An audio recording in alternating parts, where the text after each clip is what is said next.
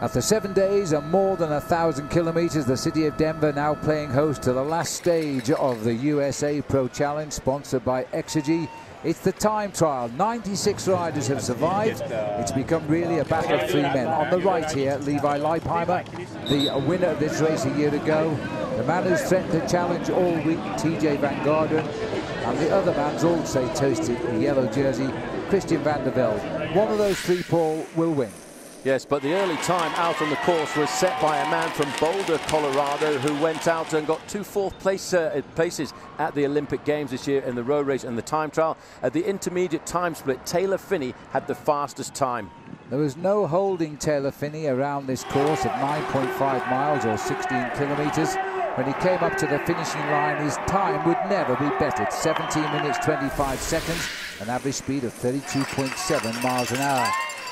But Peter Velic is the time trial champion of Slovakia. He was determined to try and reach that target set by Phinney. But when he got home, he was a little bit too slow. Yes, but then riding his last professional race, the crowd cheering home George Hincapie after a 19-year career which saw him participate in the Tour de France on 17 occasions, and that itself is a record. He came home waving to the crowd. George Hincapie now in retirement. Tommy Danielson, who lost his lead in the King of the Mountains on the very last day in the mountains yesterday, was angry. He was very disappointed at doing that, and he was also challenging the leaders' times. And for a while, it would be a very good finishing time for Tommy D. Yes, it would, but it wasn't going to rock the foundations of the top three in the overall standings, but it would moving up in the standings towards the end of the day. He was third when he finished, but Paulo Freddy Piemonte, watch this. He slams the front brake on, and his bike's in mid-air.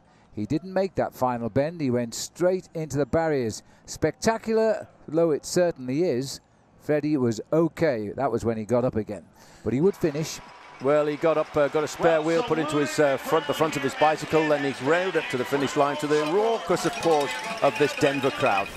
Yes, a marvellous crowd in Denver for the start and the finish right outside Capitol House here, and they were all waiting to cheer away TJ Van Garderen.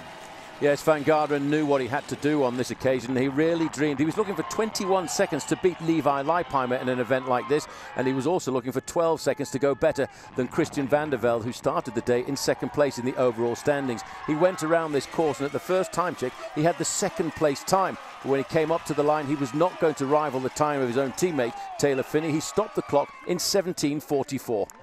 Just behind Phinney, but nonetheless in second place with two riders to finish. Was it going to be enough to win the race? Christian Vande Velde, sitting in second place overall, just a few seconds off the race lead, made his start.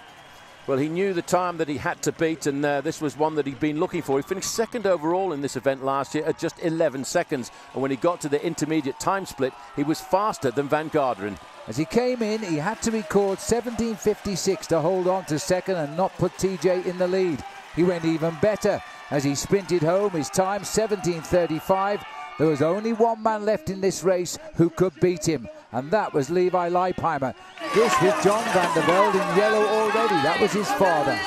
Well, at this point, he knew he'd gone ahead of TJ Van Garderen with what was going to be the ride by the man who grasped the yellow jersey on the previous stage to Flagstaff Mountain. Levi Leipheimer knew what he had to do. He only had a 9-second advantage on the start of the day ahead of the man from Illinois, Christian Vande Velde. But the time checks were telling us the truth would soon be revealed. He wasn't up amongst the leaders, and when Leipheimer came home, he was going to lose the race. He so successfully won it a year ago to the man he had beaten by 11 seconds in the blue here. Christian Vande Velde was now the winner of the USA Pro Challenge, and Tommy Danielson there congratulated him. Scenes on the podium, and at least there were smiles on the face of TJ Van Garderen. He was bitterly disappointed. Let's have a look at the final standings of this year's race. Vande Velde eventually winning over Van Garderen by 21 seconds. Leipheimer still on the podium in third at 24. Andreas Kloden did a great time trial. He came up into fourth place, and Janis Braciovic held on in fifth place, a minute and 14 back. But that's it. Christian Vande Velde has won his first race since March 2009, and it's the biggest race in the United States.